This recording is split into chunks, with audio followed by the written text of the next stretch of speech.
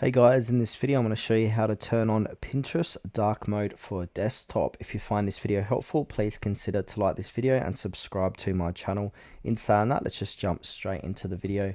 Okay, so for some reason Pinterest has only made a dark mode only available for the apps on your mobile devices, but not for web versions on your PC or laptop, but that's okay. There is a workaround for this. So basically what we need to do is I'm on Google Chrome, so we need to go to the extension store. So visit the Chrome web store, and now where it says search extensions and themes, we want to go ahead and type in Dark Reader. Here it is here. So Dark Reader. So time of recording, it's got over 6 million users and with a 4.7 star rating. So go ahead and click on add to Chrome, and then what this is going to do, read and change all your data on all websites, add extension.